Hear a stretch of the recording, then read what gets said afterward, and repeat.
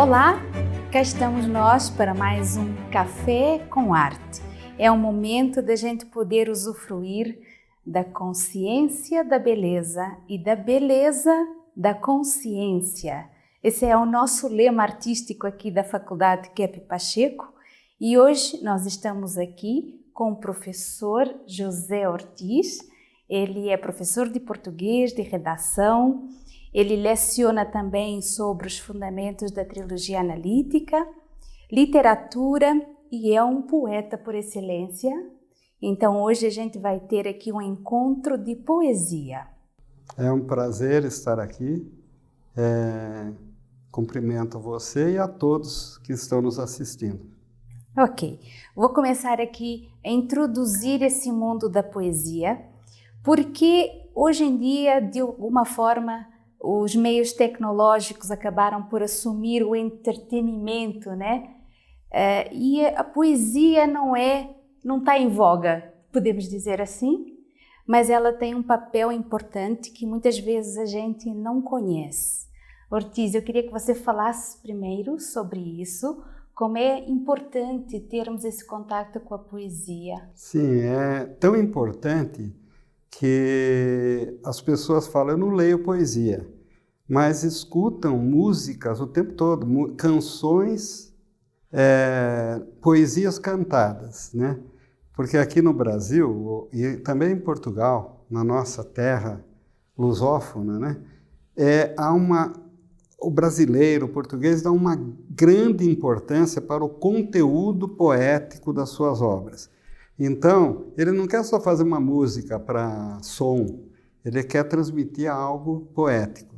E é por isso que o Tom Jobim, por exemplo, ele convidava o Vinícius de Moraes, que é um grande poeta, para fazer as letras da música dele. Depois ele aprendeu e ele mesmo fez. Mas é sempre essa preocupação. Então, se as pessoas gostam de ouvir música, canções, é porque elas gostam de poesia. E o que elas sentem ouvindo essas letras é o que elas sentirão lendo. Só que tem uma coisa, quando você ouve a música, você não tem tempo de refletir, porque a música começa e termina. E quando você lê uma poesia, você para um pouco, reflete, aí continua, volta no parágrafo anterior, então permite uma maior profundidade na leitura. E nós não podemos nos esquecer, como o Dr. Norberto Kepp fala, que a arte é o fundamento da civilização. Antes de haver as esculturas na Grécia, os filósofos, os cientistas, surgiram os poetas. Foi o Homero, né, com a Ilíada e a Odisseia, que ele era ensinado na escola para as crianças, eles aprendiam grego lendo as poesias de Homero, então eram grandes homens, né? Depois o Virgílio, que fez a civilização romana, com a Eneida. Então as pessoas aprendiam a língua, o latim, estudando as obras bem diferente de hoje, né? As obras do Virgílio. E o que acontece? O Virgílio, como ele descreve na história dele, um homem que era muito virtuoso, punha o dever acima dos prazeres, ele gerou a filosofia estoica. Porque quando Virgílio morreu, 19 anos antes da vinda de Cristo, não é? A filosofia estoica que as crianças aprenderam com ele a ser estoicos, colocar o dever acima de tudo. E surgiu o estoicismo, que foi a filosofia mais bonita que a humanidade já teve. De alguma maneira, a poesia alimenta o ser. Sim. Por exemplo, agora eu me lembrei de uma autora portuguesa, a Natália Correia, que ela disse o seguinte, né? Ela disse assim que nós estamos subalimentados de esperanças, de sonhos, né? Então ela tem uma frase que ela fala assim: ó subalimentados dos sonhos, a poesia é para comer. Então realmente é um alimento, né? As pessoas não percebem bem que sem a arte, seja ela qual for, música, pintura, arquitetura, escultura, e a literatura, ela fica subnutrida, culturalmente, espiritualmente, psiquicamente, e quando ela entra em contato com a arte, ela se eleva, né? Então, a gente precisa tanto da poesia quanto de se alimentar. E tem aquela expressão que eu acho que a gente já comentou aqui, que a beleza se põe na mesa. É lógico. Então, isso significa que o ser humano, para ser um ser mesmo completo, satisfeito, de bem com a vida, ele precisa desses elementos. Precisa, né? E o povo sabe intuitivamente disso. Tanto é que, por exemplo, todo mundo fala que a economia que é o mais importante. Mas se você vir um economista, vai dar uma palestra hoje, por exemplo, num lugar, e vai ter um concerto musical num outro lugar. Onde vocês acham que vai mais gente? Por quê? Porque as pessoas sabem. Se for uma palestra de matemática, então é bem possível que tenha 3 ou 4 ouvintes. Mas um concerto no Ibirapuera, um show musical, enche, né? De pessoas. Okay. Então vamos entrar aqui na poesia e hoje a gente vai dar uma especial atenção a esse livro de poesias do professor Ortiz, que se chama Tempo e Eternidade. Okay? E ainda tem aqui a Aurora do Reino Divino. Algum comentário sobre esse título? Sim, é o seguinte, esse daqui chama também Poemas Trilógicos, porque foi inspirado na obra do Dr. Norberto Kepp e da doutora Cláudia Pacheco. Essa Aurora do Reino Divino é porque a doutora Cláudia colocou no livro História Secreta do Brasil o sonho de Portugal, que se transferiu ao Brasil, de fazer no mundo o reino do Espírito Santo. Foram lá que nasceram, foi lá que nasceram as festas do divino, que são muito populares nos Açores, no Brasil. No Brasil, nós temos um estado que foi feito por açorianos e que se chama Espírito Santo. E a capital é Vitória. Então, esse sonho de um reino divino na Terra, ele existe em todos os povos, mas nos lusitanos é mais... Então, eu dei esse título Aurora, que nós já estamos chegando no tempo, né, de despertar um novo mundo. Não esse que nós temos, não vai ser um mundo da tecnocracia, vai ser um mundo da humanidade, do amor, da verdade, da beleza, e não do mecanicismo, do materialismo, como nós temos até hoje. Então, nesse livro, você conseguiu fazer essa união do aspecto científico trilógico com o aspecto artístico. Sim. Né? Como a arte está percebendo toda essa mudança da humanidade. E todos os aspectos científicos, eles também têm a sua linguagem artística. Sim. Olha, por exemplo, isso que você falou é muito importante, porque muita gente pergunta, o que é poesia? Poesia é um tipo de forma de linguagem, por exemplo, com versos metrificados, rimas e tudo? Mas não é só isso. A poesia tem o conteúdo e a forma. O conteúdo é o mais importante. Então, é aquilo que o poeta passa de sentimento, de consciência, de pensamento. E ele pode fazer isso de diferentes formas. Por exemplo, o Camões, ele fez em versos decassílabos, com acento tônico na 6ª e na 10ª sílaba, estrofes de 8 versos. Que nós vamos ver daqui a pouco. Isso, ele fez desse jeito. Agora, um Paulo Bonfim, por exemplo, ele que é um poeta moderno, ele também escreve metrificadamente, ele escreve com rimas, e ele também escreve, às vezes, sem rima, ou escreve com versos de 8, 7, 6, 8 de novo. É mais maleável, né? Mas o importante é aquilo que ele transmite de sentimento e de pensamento, que é a energia do poema. E nesse aspecto, nós podemos ter até um texto em prosa que é poético. Até um texto científico, por exemplo, eu deparo muitas vezes com textos dos livros do Dr. Kepp, como A glorificação, por exemplo, aquilo é um poema. E ele não fez versos, mas o conteúdo é poético. Leva para a transcendência, para os sentimentos. A poesia tem que levar a pessoa para o seu próprio interior. Muito lindo. Então vamos começar com o primeiro poema, Ortiz. Quero que você declame esse poema que se chama Arte Eterna. Sim. Esse poema, só quero explicar uma coisa. Primeiro eu fiz o poema, depois eu achei uma frase, eu procurei uma frase em que o Dr. Kepp fala algo semelhante e coloquei. E às vezes eu leio uma frase do Dr. Kepp e me inspiro para fazer um poema. Então esse livro está tudo misturado assim. Então nesse poema eu vi um pôr de sol na França quando eu morava no Château de Tanquet, em La Ferté-Sous-Joie, e o céu estava simplesmente maravilhoso. Então surgiu em mim esse poema, porque o poeta não escreve, surge o poema nele. Então é isso aqui. Arte eterna. Deus, o eterno poeta, é beleza eternamente. Cada dia faz nascer e depois entardecer de modo belo, diferente. Então, veja o que o Dr. Kepp escreveu lá, você não quer ler? Sim, o Dr. Kepp fala essa frase que o Ortiz comparou com o poema. É de fundamental importância saber que Deus não está fora do mundo.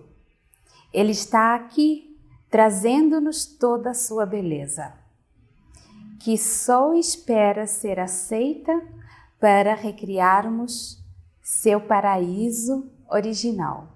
Veja bem, o ser humano precisa aceitar a beleza, ao invés de ficar jogando pedras na beleza, em quem faz a beleza, ele tem que aceitar a beleza se a gente quiser ter um mundo melhor, paradisíaco até aqui, né?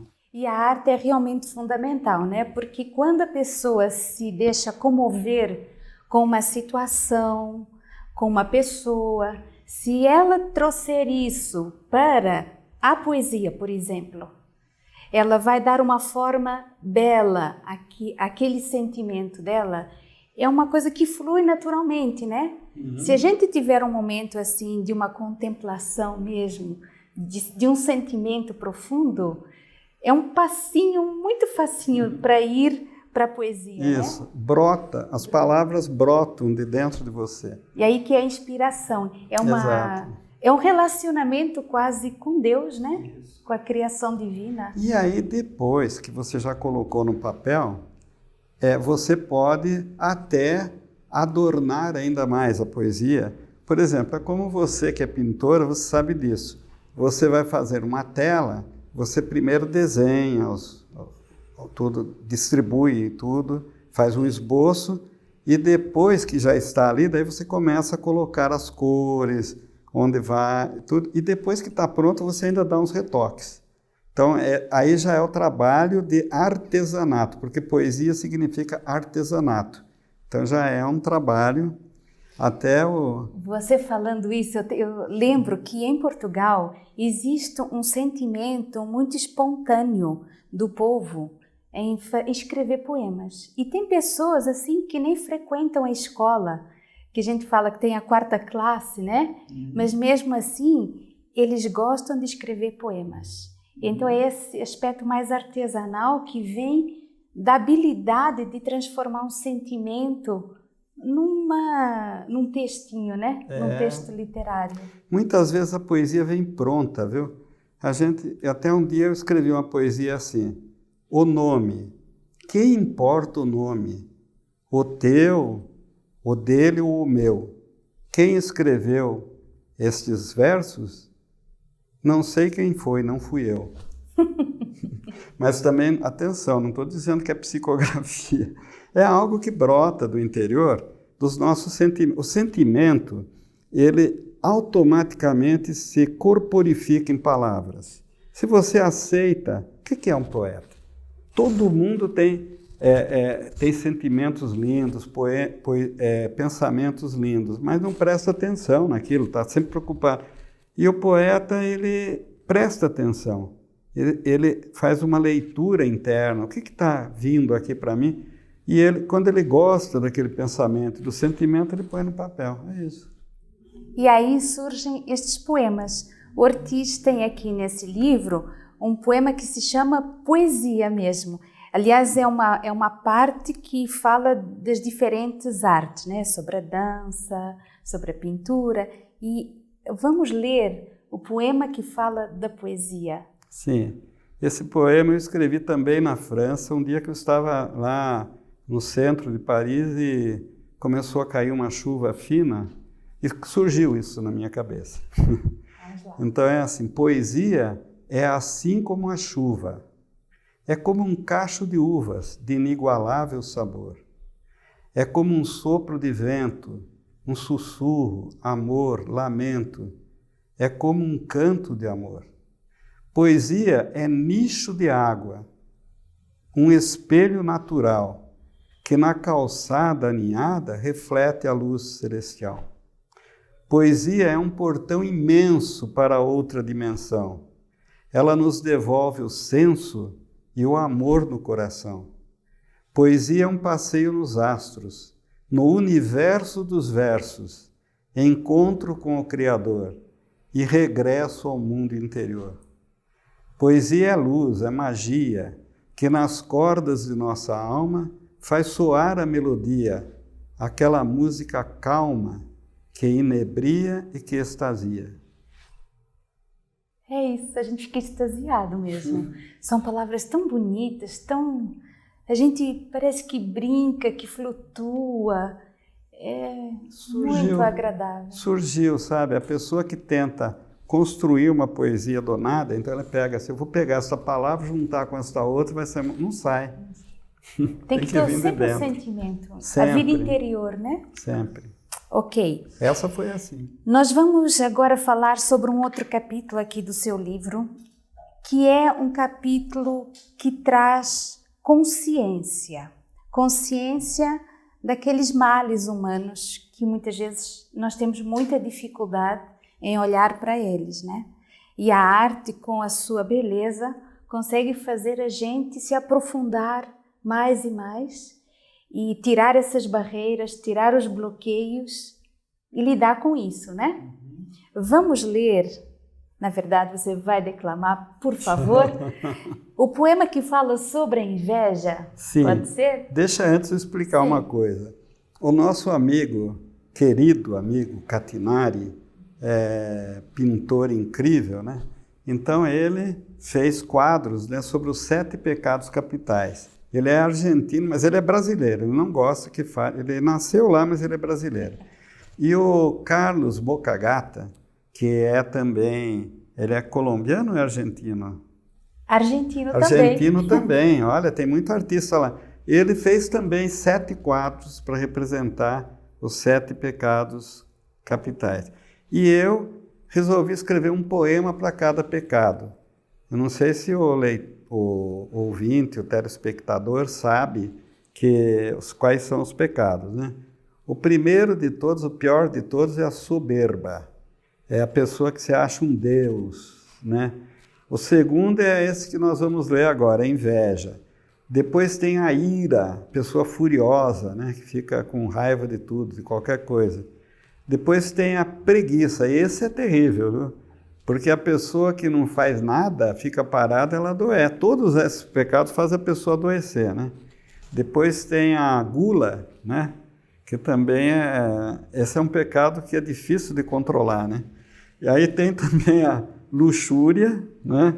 E tem, por fim, a avareza, que esse é terrível. São os avarentos que estão dominando o mundo hoje, né? E agora eu tenho um 8º poema que se chama Censura. Na censura é o seguinte, porque o problema não é ter esses problemas de inveja, raiva e tal. O problema é a gente não querer ver que tem. Então a doença está na censura, em você querer esconder isso. Porque isso todo mundo tem. Vai me dizer que ninguém tem inveja, nunca ficou com raiva de ninguém, não tem gula, não tem preguiça, né? Todos têm, em maior ou menor grau. Agora, a questão é se a pessoa vê ou não vê. Quando ela aceita ver, esse problema diminui e ela ganha saúde.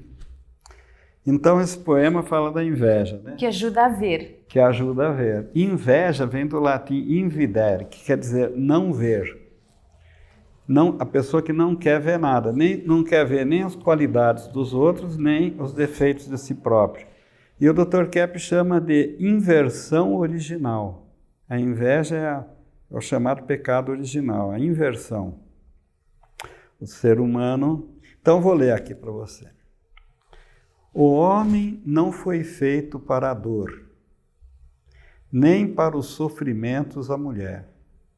Fomos criados pelo puro amor, que só o eterno bem para nós quer. Mas por inveja ao nosso Criador, quisemos outra via, outra qualquer, e aquele paraíso de alegria trocamos pela dor e agonia. É isso. Dá até vontade de parar uns segundinhos para fazer essa reflexão, né? Temos ainda um outro, a gente não vai hoje aqui falar todos, mas temos mais um que não será difícil de nos identificarmos, que é o da luxúria. A luxúria é a pessoa que só quer prazeres, na vida prazeres, e ela pensa que com isso ela vai ser feliz, né? Sim. Porque o ser humano, Gisela, ele vai atrás dos chamados pecados. A religião chama de pecado, a ciência chama de patologia, a filosofia chama de sofisma, de engano, né? Mas é tudo a mesma coisa. A pessoa vai atrás disso porque ela acha que vai ser feliz com essas atitudes, né? E aí se estrepa, porque a única atitude boa é a ação, o trabalho no bem, na verdade, na beleza. Se a pessoa se dedicar a isso, ela é feliz. Mas se ela quiser, o Freud chamava de princípio do prazer e princípio da realidade. Se a pessoa entra na realidade, ela é feliz. Se ela quer só ficar no prazer, né? Então, eu fiz assim. Em vez de agir no bem, usufruir de 1000 experiências sensoriais, repetir, repetir e repetir, sem nunca atingir, enfim, a paz. Assim, a humanidade, sem sentir, se torna cada vez mais incapaz. O que só o amor nos pode dar, os instintos jamais vão alcançar. Só que nessa problemática, o ser humano não está sozinho. Ele tem o reforço da sociedade que quer tirar proveito dessa problemática do ser humano. E aí fica difícil, né? Que a porca torce o rabo. Então, nós temos também aqui uma série de poemas que fazem essa denúncia dos erros sociais e que é um outro aspecto do papel da arte. A arte também tem essa finalidade, especialmente a arte moderna, né? Então vamos ver uns poemas que são talvez ainda mais... Mundo burado, né? É o seguinte, nós estamos, como eu disse, o nosso mundo atualmente está sendo governado pelos avarentos, pelos sádicos, pelas pessoas que só pensam em dinheiro e em mais nada na vida. Então, e elas pegam, então, evitam que os outros, elas são as mais invejosas, então elas não querem que ninguém seja feliz. E começam a criar essa sociedade terrível, com o apoio inconsciente do próprio povo, hein? Exato. Então eu escrevi isso. Nasci num mundo murado, cercado, defendido. Tudo me é vedado, barrado, proibido. Estou cansado, enfadado, deprimido. O que é de todos foi tomado, escondido. Moro num mundo apropriado, privado, reprimido. Um globo saqueado, roubado, espremido. Vampirizado pelos anjos decaídos. Aos demônios humanos unidos, e por nossa inversão conduzidos. Parece uma música. É? Eu acho que pode inspirar muitos músicos. Esse é gozado, né? Esse tipo de rima que eu fiz é considerado, inclusive, rima pobre. Sim. Porque a rima rica é quando você não usa, por exemplo, verbos no mesmo tempo. Mas eu fiz questão de colocar no particípio passado, defendido, proibido, deprimido, escondido, privado, espremido, para reforçar essa ideia de prisão, né? E, de alguma forma, isso que traz a pobreza. Então, o poema em si é uma consciência dessa pobreza que a gente está. E aí, coloca-se a causa também, né? Que nós somos vampirizados, sugados pelos demônios mesmo, espirituais, que muita gente acha que não existe, mas que estão aí, né? Acredite ou não, estão nos sugando e dando ideias na nossa cabeça, ideias de crime, ideias de atacar os outros, ideias de gula, de inveja, de preguiça, de tudo. E o ser humano está unido aos demônios, de braços dados, muitas vezes, com os demônios, sem perceber. Mas não é difícil a gente sentir que está sendo sugado nessa nossa vida urbana, até a gente foge para a praia ou para o campo para respirar um pouco. Então, a gente criou todo um sistema de vida que em si suga a energia do ser humano. Isso é universal. E você já notou que na história da humanidade sempre foi assim. Nós tivemos Nero, que pôs fogo na cidade dele, de Roma, e ainda pôs a culpa nos cristãos. Calígula, Hitler, Stalin. Olha, é uma galeria, né? Gengis Khan e tudo, de pessoas que destroem, que estão no poder e criam desordem. E hoje não é diferente. Não. E é importante ter essa consciência. Isso não significa que a gente vai destruir tudo, mas a gente vai ter uma dialética também com o que há de bom atrás disso. Então, se isso é ruim, onde é que está aquela fonte de energia, fonte de vida, fonte de bem que trouxe a vida para todos, né? Não, a mudança do mundo vai haver. Mas é o seguinte, não é como muitos querem fazer, através de violência, de destruição, nada. O caminho já foi trazido por Cristo, né? Por exemplo, Gandhi, não sendo cristão, foi chamado de mais cristão do que muitos cristãos. O que ele fez? Ele pacificamente libertou a Índia da Inglaterra, sem dar um tiro, com a resistência pacífica, né? A desobediência pacífica. Então ele não obedecia os poderosos que queriam escravizá-lo.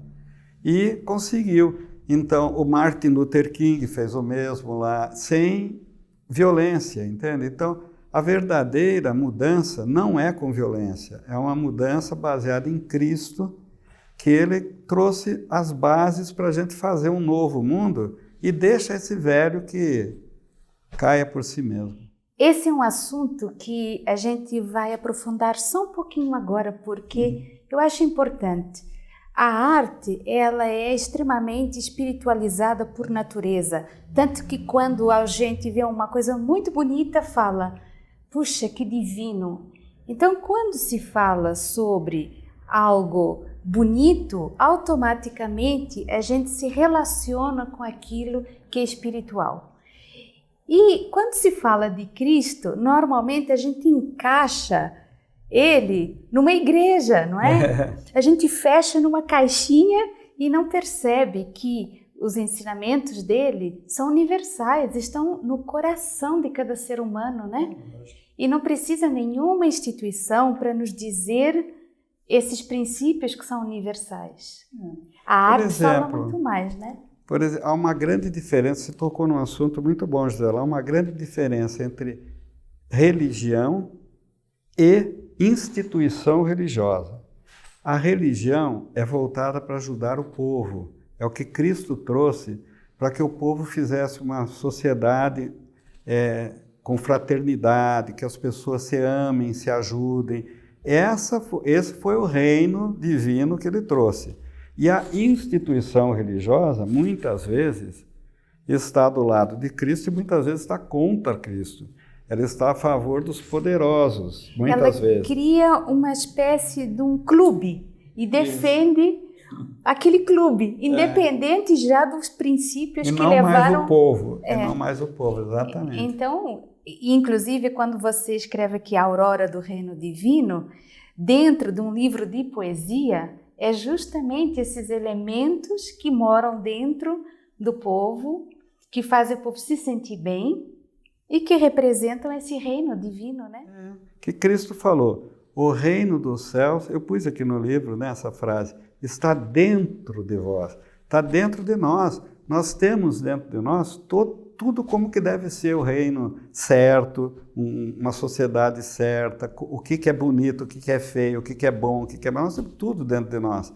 Já agora, é só uma questão de aceitar e colocar em prática, né? Ok.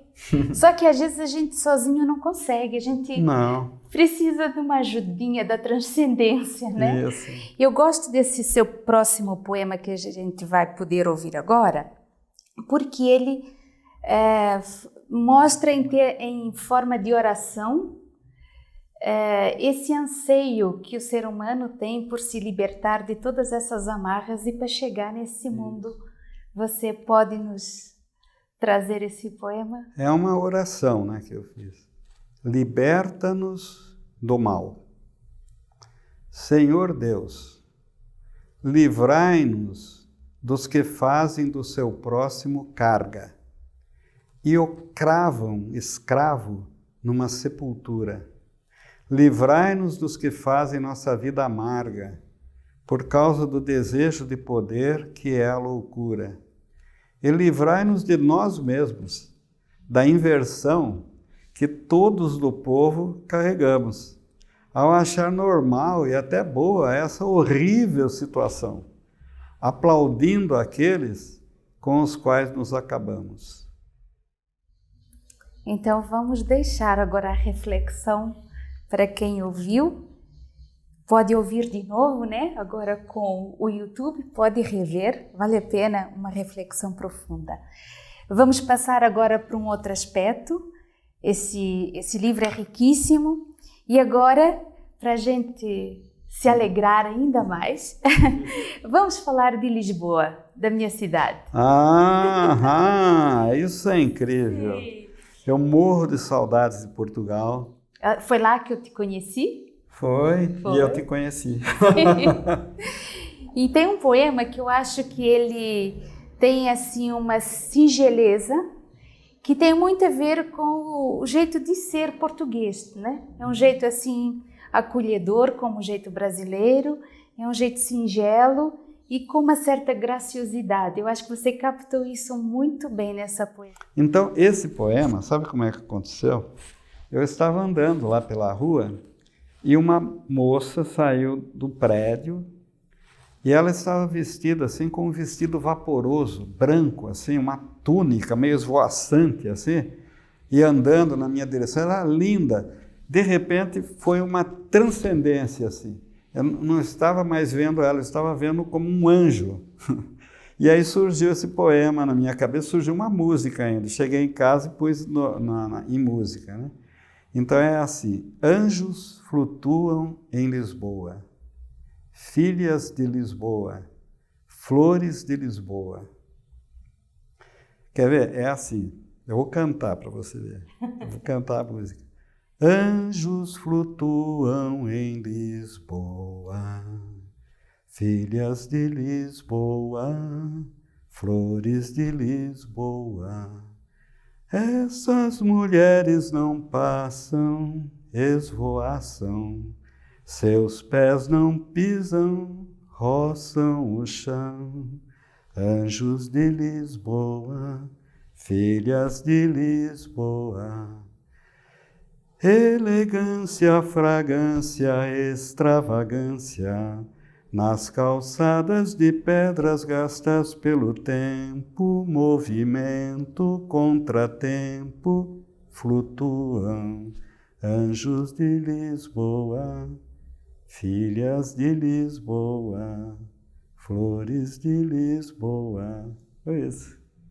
Oh, eu gostei muito. Ele é simplesmente simples. E por isso a gente consegue repousar nosso sentimento. Ela nasceu assim, palavras. Né? Ela nasceu, é simples, nasceu simplesmente. Sim, sim. Ok. E por falar em Lisboa, eu sei que você fez aqui uma epopeia camoniana. Sim. Que vamos entrar um pouquinho na riqueza dessa epopeia. Primeiro, explica para mim exatamente como é uma epopeia, o que ela representa. Isso, a epopeia é sempre a narrativa de um fato heróico, né? Por exemplo, Camões, a epopeia era contar a viagem do Vasco da Gama de Portugal para as Índias, né? O heroísmo da viagem e tudo. Então, essa epopeia, eu coloquei aqui que eu ofereço essa epopeia ainda inacabada aos trilogistas e a todas as pessoas e grupos idealistas e espiritualizados que tentam levar o bem, a beleza e a verdade ao mundo, sendo perseguidos pelos seres malignos, inimigos de Deus. Nela, os protagonistas não são conquistadores ou guerreiros, mas justamente as pessoas pacíficas que em toda a paz combatem o mal e edificam a civilização. Aqueles de quem dizia Cristo, os mansos possuirão a terra. É baseado em fatos reais, que não vem ao caso detalhar. Mas essa epopeia, como todas as outras, grega, romana ou lusitana, de Camões, né, mostra a intervenção do sobrenatural nos acontecimentos naturais, consta de anúncio do tema, quer dizer, o que você vai contar ou narrar, é uma narrativa, né? Invocação, quando o poeta pede a inspiração para as musas, né? E depois tem o concílio, né? Celeste e infernal, dos seres do além que entram na história, e para intervir para o bem ou para o mal nos episódios, né? E a narrativa dos acontecimentos épicos. É isso, basicamente. Então é interessante que não é apenas Camões que fez uma epopeia. Não. Esse é um estilo que brota num determinado tempo, onde existe uma movimentação do ser humano para se ligar com o divino. Isso. Nós temos a epopeia do Homero, né? A Odisseia e Ilíada, temos a Eneida, do Virgílio, temos a Divina Comédia, do Dante Alighieri, que não deixa de ser uma epopeia, temos do Camões, que a diferença do Camões é que não é a história de um herói, é a história de um povo. O herói é coletivo. E nessa também. Nessa também, é verdade. Uhum. Ok, então vamos ler algumas? Então aqui é o anúncio do tema, né, no canto primeiro. É o seguinte, eu fiz no modelo do Camões. Então o Camões usava, vocês estão vendo aí, ele usava uma estrofe. A estrofe é um conjunto de versos, né, com 8 versos, com cada verso com um acento tônico na 6ª sílaba e na 10ª, 6ª e 10ª, 6ª e 10ª. E também com rimas paralelas nos últimos 2 versos e rimas entremeadas nos primeiros versos. Então, no primeiro verso, rima com o terceiro, devotados e enganados. O segundo rima com o quarto, divino ensino. E também a outra, que são 3 rimas, devotados, enganados, atacados, e 3 rimas, divino, ensino e destino. E depois as últimas 2 são... É difícil, viu? Mas é isso que dá toda uma beleza, um encantamento quando nós escutamos. Parece, quando eu leio Camões, parece que eu estou ouvindo música, porque tem aquela cadência. Então, a gente tem que imitar os grandes gênios, né? Sim. Então, é o seguinte, eu já começo com um verso do próprio Camões. Cesse tudo que a antiga musa canta, que um valor mais alto se alevanta.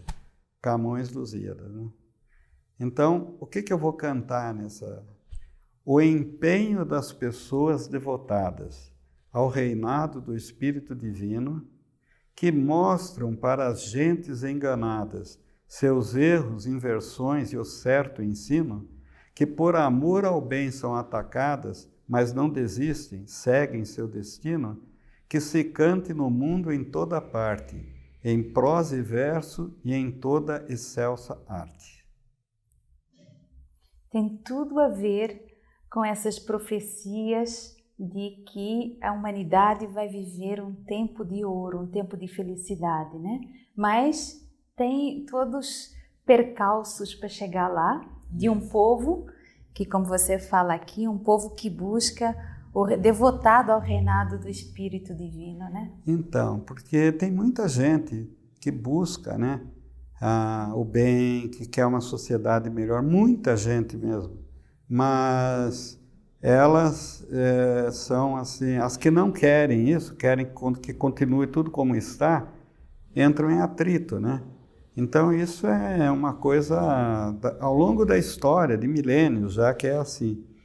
Agora, o anúncio que as profecias portuguesas, e principalmente de Daniel, do profeta Daniel, do Apocalipse de São João e tudo, que falam, é que esse mundo que nós estamos conhecendo hoje, ele vai chegar ao fim, vai começar um reino divino na Terra. Essa é a nossa esperança. E todos os povos estão à espera disso. E como o povo brasileiro, ele herdou todo esse aspecto judaico através de todos os judeus que vieram para cá, expulsos de Portugal, né? E também da cultura portuguesa, ele tem no seu DNA, na sua maneira de ser, esses elementos de forma muito profunda. Muitos brasileiros não têm consciência disso, mas isso faz parte desse comportamento agradável que o brasileiro surpreende outros povos, né? Então, tem a profecia dos 5 impérios do Daniel, que ele fala que teria um império, uma estátua, né, que representa a cabeça de ouro, peito de prata, cintura de bronze e as pernas de ferro e os pés de ferro e barro, que seriam os reinos decadentes, né? Então, começou com o babilônico, depois o persa, depois o Império Greco-Romano, né? E, por fim, o Império Anglo-Americano, que é o Império do Ferro. Nós já estamos no 4º Império, que é simples de ver, é a única civilização que tem uma estátua de ferro, que é a Torre Eiffel, é inteirinha de ferro. E tudo é de ferro, aqui as grades são de ferro, as bombas são de ferro e tudo. Então, aí o 5º Império, que Daniel fala que é o reino divino, que é digamos assim, o reino de Deus na Terra, que vai vir depois do 4º Império. Então nós estamos na hora do nascimento desse 5º Império, que profetizado por Daniel.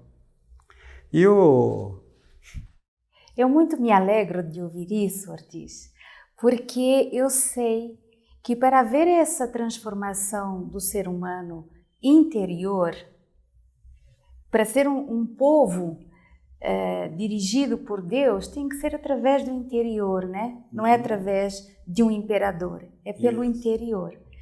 A arte tem um papel fundamental, porque é a arte que traz o ser humano na sintonia com a linguagem divina, que é o belo, né? É por aí que o ser humano, essencialmente, consegue se reconectar com essa orientação divina. A parte mais bonita da Bíblia são os Salmos de Davi, né? Todo mundo recita e tudo, porque eram poesias.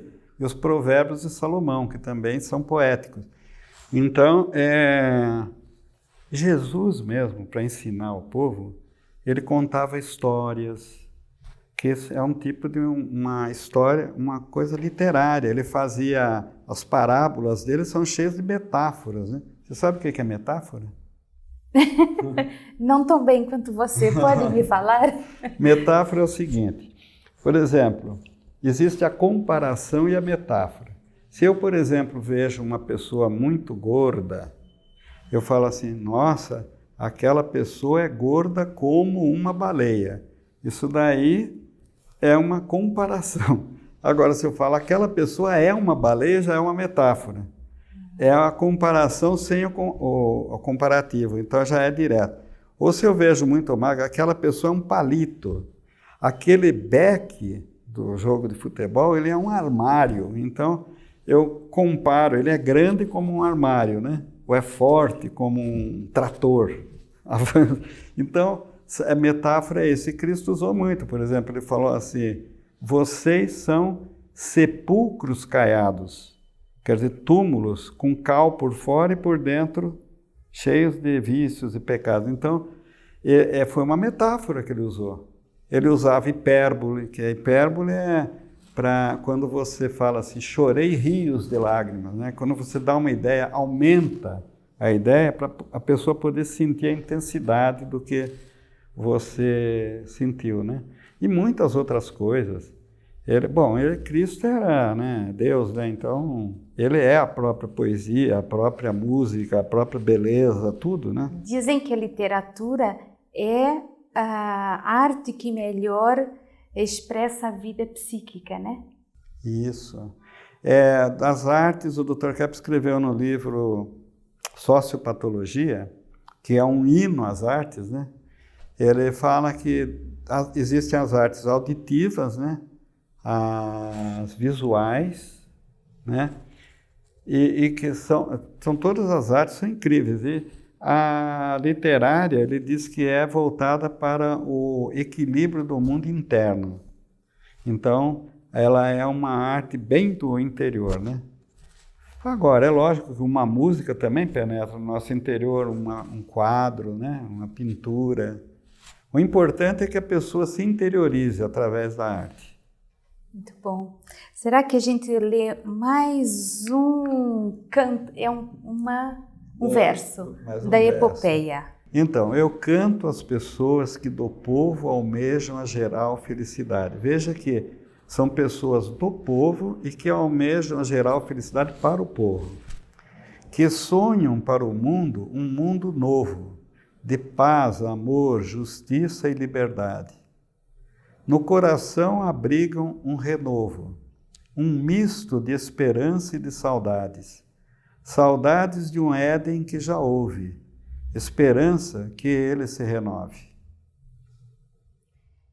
Dificilmente a gente consegue falar sobre isto que você fala, que é essa relação dos sentimentos com os desejos mais profundos. É uma linguagem em si tão profunda que ela nos leva, né? Se eu for explicar, não consigo chegar no efeito que a poesia... É inexplicável. Na poesia, o Carlos Drummond de Andrade falou assim, poesia é incomunicável, né? Mas como incomunicável? Então, mas assim, é difícil de você definir poesia, né?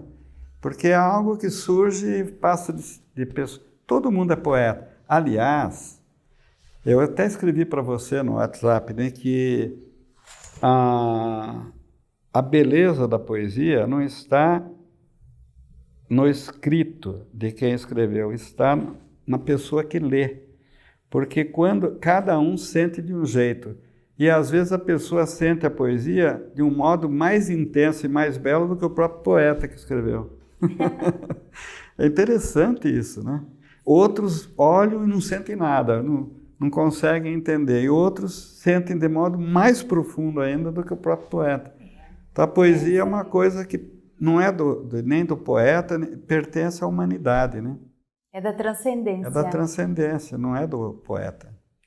E agora, para fazer aqui uma homenagem aos grandes literatos, você coloca mais um poema dentro da epopeia, né? Eu peço, naquela questão da invocação, eu peço a Deus que me inspire.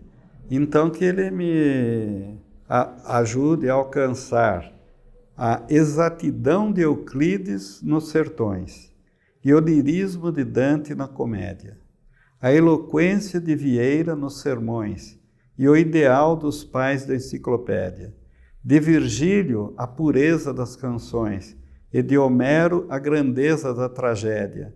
Dai-me a ironia fina de Machado e de Cornélio o riso inusitado. Aí, esse Cornélio Pires, né, um escritor muito bem-humorado. O Machado de Assis é irônico, ele é fino, né? O Virgílio é da Eneida, né?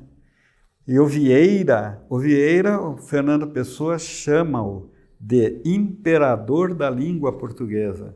Ele diz que os escritos do Vieira são um céu de estrelas, né? É incrível. O Padre Antônio Vieira, os sermões dele, são incomparáveis. Convenciam Papa, reis, rainhas, todos. índios, Ele era um poeta. Escravos, era totalmente universal. Olha, eu vou dar uma frase dele, para você ver como que é uma metáfora escrita por um homem, um gênio como ele. Ele disse assim: o que é a vida, senão uma lâmpada acesa? Vidro e fogo. Vidro que com um sopro se faz, fogo que com um sopro se apaga. Não é incrível? Ele fala da transitoriedade da vida, ele fala falando de fogo, vidro, lâmpada, né? Ele mostra para a gente o que é a vida, né? Algo que se esvai rapidamente, é algo muito tênue, que nós temos que aproveitar e viver, né? Como um sopro, né? Que nós recebemos e depois se esvai, né? E a questão da lâmpada, da luz, porque o brilho da pessoa, a vivacidade da vida, a vida em si é como uma luz. Exatamente. Se bem que tem muita gente que quando acende essa luz, ela se esconde embaixo do armário, né? Fecha numa caixinha. Não foi o que Cristo falou? Vocês são lâmpadas acesas, e a lâmpada não é para ficar escondida embaixo da mesa. Tem que brilhar para iluminar o caminho das pessoas. Exatamente. Só que muita gente tapa a própria luz, né? Uhum. Tem então, medo. Todos são artistas. Sim, o ser humano ele faz parte, né? De ser um artista, né? Todos são. Ok. Ortiz, também gosto muito e vou te pedir para você ler esse poema que fala do Natal. Porque não é o Natal exatamente tradicional. É um Natal que a gente quer experimentar a cada dia. O nome é Novo Natal. Porque é um novo nascimento de Deus na Terra. É mais ou menos isso que eu quis dizer. Então é também uma oração. Venha a nós, Pai, teu reino alvissareiro, que é eterno e bom e belo e verdadeiro. Amor eterno, ó belo Deus visível, em forma de criança que extasia, aconchegado nos braços de Maria. Dai-nos sempre o espírito menino que as crianças carregam satisfeitas, de alvíssaras, de música, de sinos, de canções, de poemas, flores feitas. Libertai-nos de nosso desatino.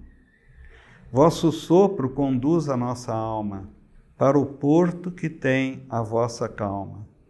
Ao Éden, conduzi-nos mansamente, não ao longínquo do amanhã, mas do agora, que é o de eternamente. Forte sinto vosso Espírito que guia a terra inteira ao tempo desejado, trazendo o Natal da parousia. Parousia é o reino de Deus na terra, né? Que é esperado por poetas, reis.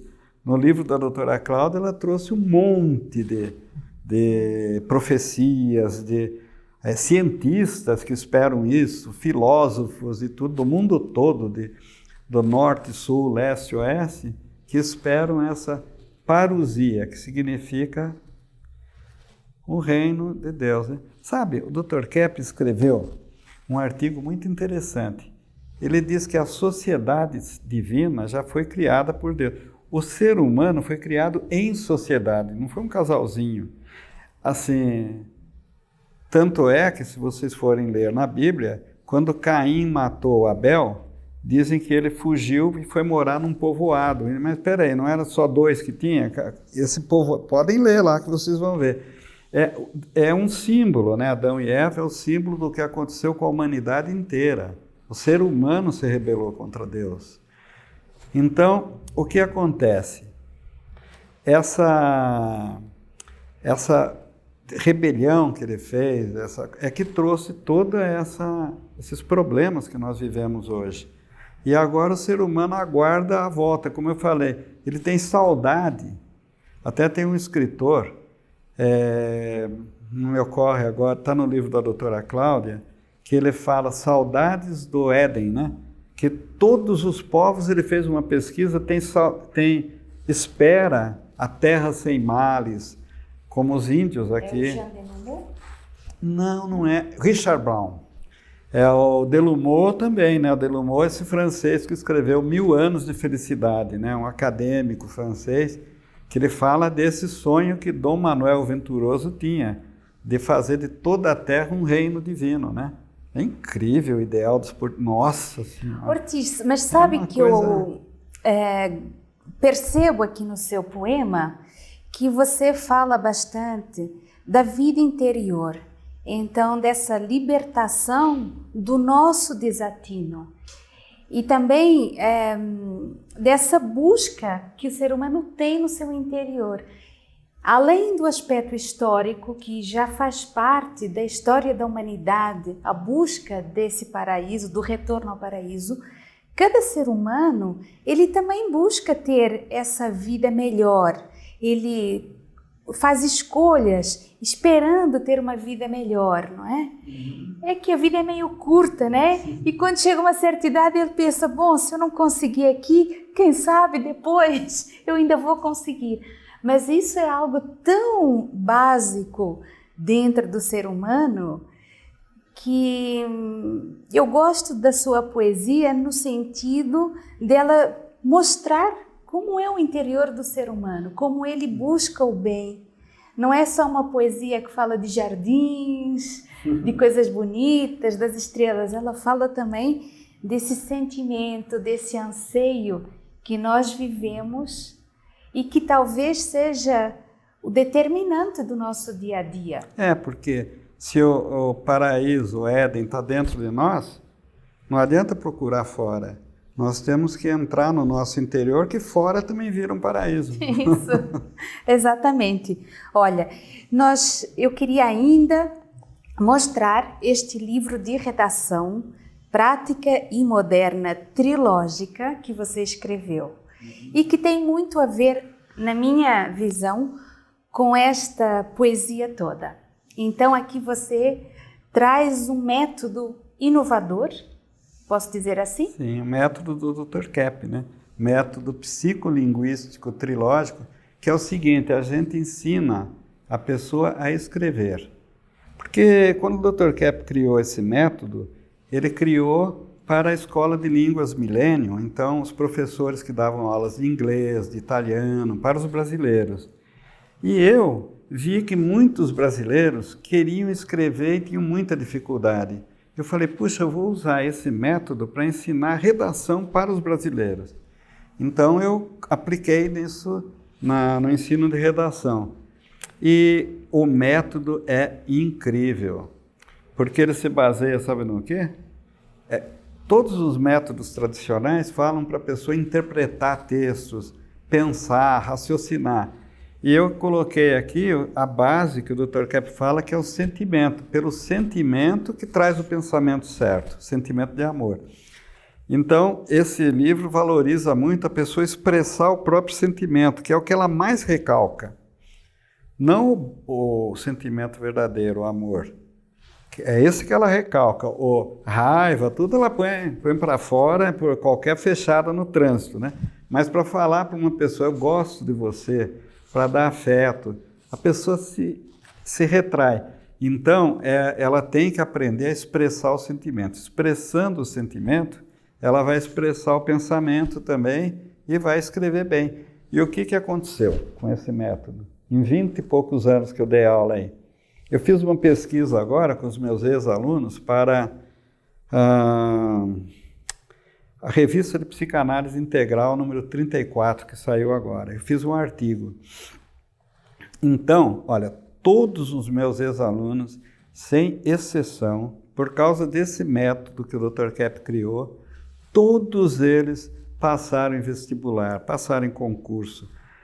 Advogados falaram que começaram a escrever as petições com muito mais facilidade. Um aluno meu ganhou concurso, primeiro lugar, com um conto que ele escreveu na escola, na Eletropaulo, ele trabalhava lá, entrou na Academia de Letras de Guarulhos. E as pessoas que entraram na faculdade, entraram em faculdades que exigem uma redação muito boa. Por exemplo, Escola de Economia e Artes, não, Economia não, ECA, Escola de Comunicação e Artes da USP, a Faculdade de Letras.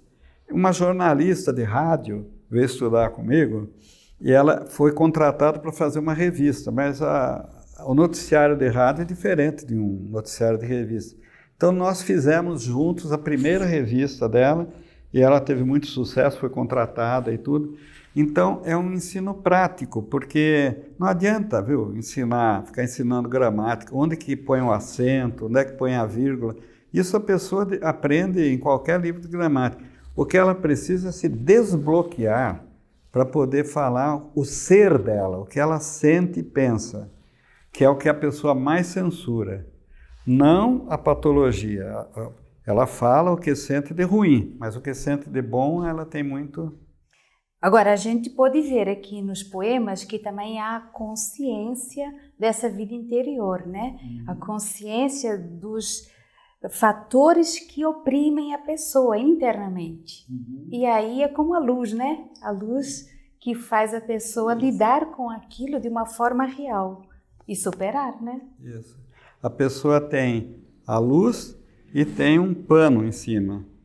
Ela tem que tirar esse pano, né? Senão como é que ela vai enxergar para fazer as coisas? E a poesia ajuda? A poesia ajuda muito. Não só a poesia, a arte da pintura que você faz também, a música. A música é impressionante, né? A bela música. Ok. Então nós vamos... Você quer fazer uma homenagem à língua portuguesa para encerrar? Sim. Então vamos encerrar com um poema que é um tributo à língua portuguesa. Sim, esse já está em outro livro meu. Esse aqui está no livro Rosa na Noite, né? Que é um livro também de poemas trilógicos. Então, o tributo à língua portuguesa eu fiz depois que eu li o livro História Secreta do Brasil, da doutora Cláudia, que é lindíssimo. É um livro, pelo amor de Deus, vocês têm que ler. É a nossa história, gente, a história do povo português, brasileiro, dos nossos ideais, dos nossos ancestrais que estão para ser colocados em prática. Nós temos a missão de colocar isso em prática. Então, é o seguinte: língua latina, celta, grega, lusitana, de sons de povos tão diversos encorpada, língua fenícia, e judaica, e troiana, mistura musical de raças misturadas. Amo-te assim, tão linda, árabe e germânica, vibrante com palavras de além-mar trazidas, nas viagens de templários, bravas, oceânicas, falando de mistério e coisas esquecidas. Lírica língua que aportou um dia aqui, e entre selvas misturou-se com o tupi, para mais tarde enfeitar-se de africana. Com os adornos de 1000 povos me sorris, em frases e lindezas como nunca ouvi, língua do império, és de todas soberana. Esse império não é império geográfico, é o império do divino, né? A língua desse novo império é a língua portuguesa. É a que melhor expressa a metafísica, a filosofia, a teologia, tudo. Ok. Então é isso. Maravilhoso. Obrigadíssima. Eu que agradeço. Foi especial, muito especial. Você acabou me inspirando aqui para conseguir falar. E quem nos ouve também está nos inspirando. Ortiz, será que a gente pode deixar aqui, para quem nos ouve, para quem nos vê, um exercício de poesia, uma orientação para que depois deles desligarem aqui, serem artistas, serem poetas? Sim. E depois eles podem escrever no chat, né? Sim. E deixa aí na plataforma. Bom, o ser humano, todo ser humano é um poeta, então vocês escrevam o que vocês sentem, o que vocês pensam, mesmo que não fique todos os versos iguais, que não tenha rima, o importante é o que vocês sentem e pensam, não o que sentem e pensam quando estão irritados, né, com raiva, mas quando vocês estão bem. Um momento feliz da vida. Um momento feliz. Um momento especial. Um lugar bonito que você... A poesia é a vida. Tudo na vida é poesia. Então, um céu, um entardecer, um anoitecer, um amanhecer, uma pessoa na rua, um cachorrinho que passa, tudo é poesia. E tudo pode ser pintado e escrito em forma de poesia. Então, eu gostaria que alguns que queiram, se todos puderem, escrevem e a gente deixa publicado aí. Vamos fazer poesia todo mundo, tá bom? Aguardamos vossos poemas. Então, obrigada por nos ouvir, por compartilhar este momento de elevação artística, e o próximo Café com Arte virá com uma pintora da Finlândia. Não percam, porque será muito inspirador e mais um momento de elevação para nós no nosso domingo, Café com Arte, domingo às 11. Até a próxima. Até a próxima.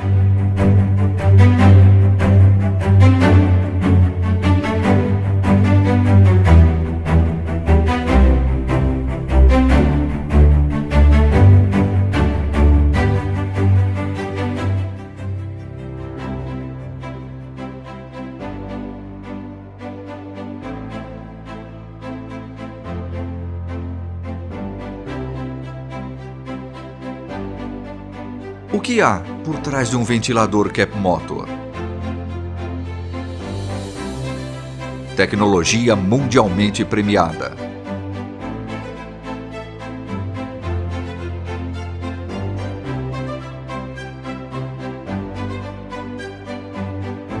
Capta e transmite a energia do magnetismo.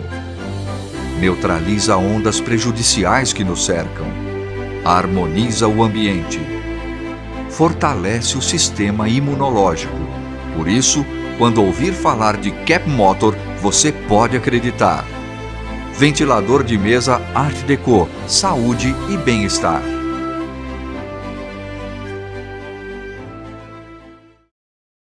Hi, welcome to Millennium Language Institute, the language center of the Kepi Pacheco Trilogical College here in São Paulo, Brazil. What does it mean to study languages with us? Well, first of all, we offer a lot of them. English, Italian, French, German, Swedish, Finnish, Spanish, even Portuguese for foreigners. That's not common. Most language schools focus on what? One or two? Not us. Our international teachers come from all over the world, specifically because of this school. Quite simply, when you study here, you're studying in the most advanced teaching method in the world today. That makes a difference. In fact, Millennium is something way beyond just a language school. Studying with us is to embark on a journey of self-discovery while you're learning. Culture, arts, philosophy, spirituality. It's all here. But what about the language, you ask? Will I actually be able to speak and understand? Most important thing, of course you will. Our leading-edge therapeutic methodology, developed by Dr. Norberto Kepi, is great for accelerating language learning. It's therapeutic, after all, and why therapeutic? Because the difficulties students have in learning a language go way beyond grammar and vocabulary. Those are things we need to take care of course, but that's not where the learning problems lie. It's more like this. Students say to us, I can read okay, answer some emails, I can understand a bit when people speak to me, but when I have to speak, I dar branco. Isn't that the thing? In the moment of speaking, you block. You can have all that grammar running around in your head, the prepositions and phrasal verbs and pronunciation tips you learn from the YouTube channel, but the blocks or the embarrassment or the fear, that's what stops us. And helping you with that is what we're specialists at. Our classes are dynamic, interesting, and even fun. When's the last time you had fun in a language class? These are unlike any language classes you've ever attended before, and that helps you learn. Come on in and find out more. We're the Millennium Language Institute. We're waiting for you.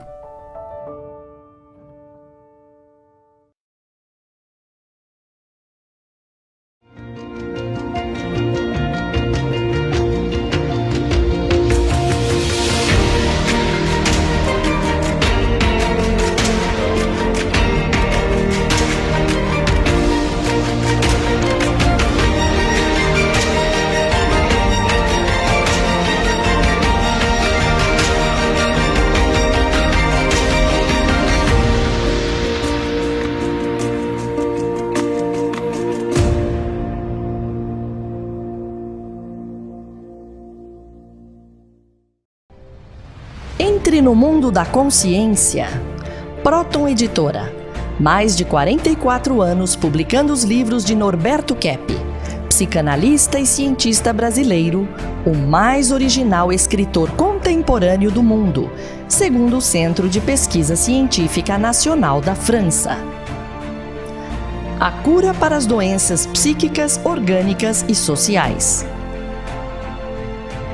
As descobertas da nova física e a tecnologia inovadora, premiada internacionalmente. A verdadeira espiritualidade. A desinversão do ser humano e da sociedade. Livros de ciência, filosofia e a espiritualidade em 9 idiomas. Proton Editora.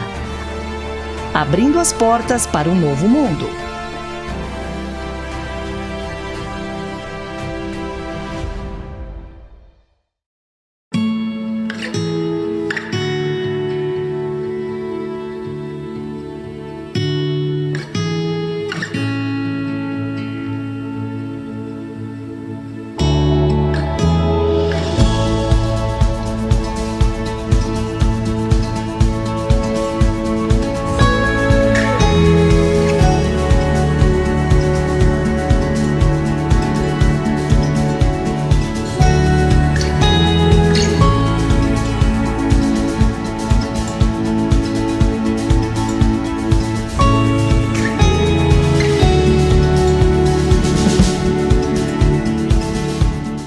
É com grande satisfação que comunicamos a todos o reconhecimento neste mês de outubro do ano de 2020, o pedido de patente de inovação tecnológica feita no Brasil pela Kepp Motor. Este feito vem coroar uma trajetória de conquistas pelo mundo todo. Patente Kepp Motor no mundo. Doravante, é irrefutável que o princípio de ressonância do funcionamento do Kepp Motor é inovador e revolucionário. Baseado nas descobertas do Dr. Norberto Kepp em seus livros sobre a nova física e magnetônica, essa tecnologia vem colocar à disposição da humanidade uma nova física de magnetismo de última geração. Contando com vários prêmios internacionais, os motores Kepp lideram os índices de eficiência energética e dezenas de outras vantagens em seus produtos. O riquíssimo trabalho científico de décadas culminaram na revelação de uma ciência que resgata a verdadeira metafísica, que, por sua vez, desinverte a física atual. Hoje, contamos com uma estrutura de ensino única no mundo, de diversos cursos ministrados dentro do campus da Faculdade Trilógica Kepp Pacheco, que lecionam, entre outros, a nova física. Muito obrigado, Brasil, por nos propiciar a segurança e o terreno fértil no desenvolvimento dessa tecnologia. Agora, o benefício é de toda a humanidade.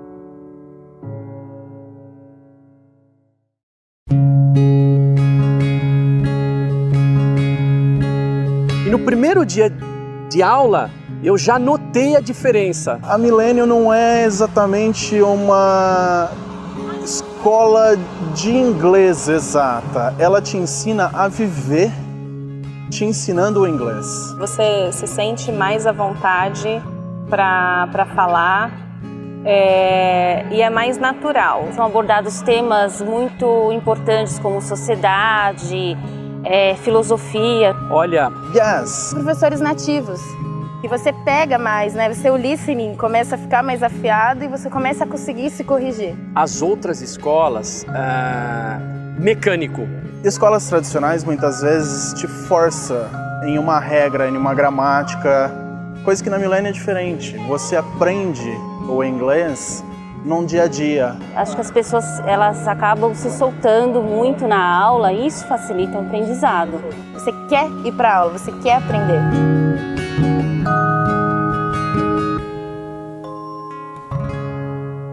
What's it take to be a leader today?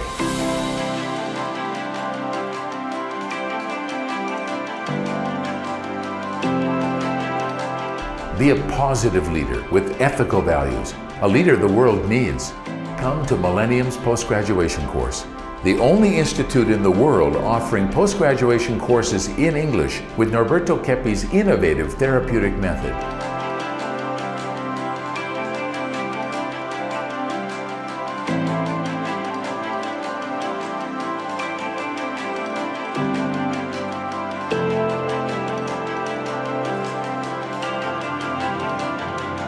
Come and talk to us. We have helped thousands of students. I'm sure we can help you.